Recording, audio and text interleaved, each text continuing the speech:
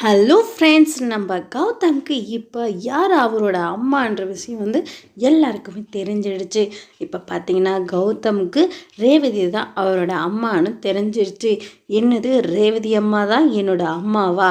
அவங்க என்னோட அம்மானு தெரியாமல் நம்ம வீட்லேயே வேலைக்காரியாக வேற வேலை பார்த்துட்டு இருந்திருக்காங்க. நான் சரியான முட்டாள் அப்படின்னு சொல்லிட்டு நம்ம கௌதம் பார்த்திங்கன்னா ரொம்பவே வருத்தப்படுறாங்க. நான் ஃபஸ்ட்டு ரேவதி அம்மாவை பார்க்கணும் அப்படின்னு சொல்லிட்டு நம்ம கௌதம் கிளம்புறாங்க. நம்ம ஜானு அம்மா என்ன பண்ணுறது ஏது பண்ணுறதுன்னு ஒன்றுமே தெரியாத முழிச்சிட்டு நிற்கிறாங்க. இங்கே பர கௌதம், நான் எப்பவுமே நான் தாண்டா உன்னோட அம்மா அப்படின்னு சொல்லிட்டு அவங்களோட ஆதங்கத்தை கொட்ட போகிறாங்க. இப்போ பார்த்திங்கன்னா நம்ம கௌதம் ரேவதி அம்மாவை சந்திக்கிறதுக்கு போயிருக்காங்க. ரேவதி அம்மாவை சந்தித்து, இங்கே பாருங்கம்மா, என்ன ஆனாலும் ஏதானாலும் உங்கள் உடம்ப நல்லபடியாக ஒரு ஆரோக்கியமான உடம்பாக மாற்றி கொண்டு வர்றது என்னோட பொறுப்பு அப்படின்னு சொல்லிட்டு நம்ம கௌதம் பார்த்திங்கன்னா ஹாஸ்பிட்டலில் நம்ம ரேவதிக்கு நல்ல ஒரு ஆறுதலாக கொடுக்குறாங்க. நான் உங்களோட மகன்ற விஷயத்தை எதுக்காக மறைச்சிங்க?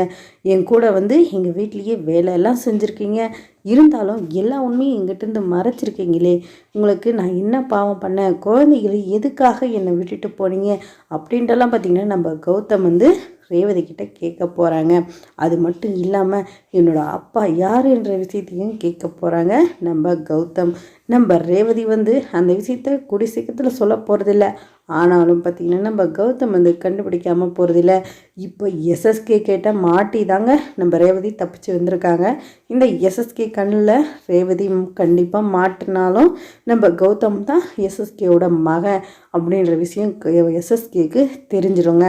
இப்போ பார்த்திங்கன்னா எஸ்எஸ்கே அவனோட மகனை கண்டுபிடிச்சி அவனை சாகடிச்சிடணும் அப்படின்னு சொல்லிட்டு நினப்பில் தான் இந்த எஸ்எஸ்கே இருக்காங்க.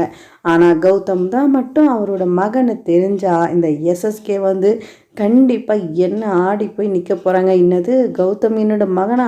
அதுக்கு தான் எனக்கு போட்டியாக என்ன மாதிரியே வந்திருக்கிறான் அவனை எப்படி நம்ம சாகடிக்க முடியும்? அது மட்டும் இல்லாமல் கௌதம் இந்த எஸ்எஸ்கேவை சும்மாவே விட போகிறதுல பழிக்கு பழி வாங்க போகிறாங்க.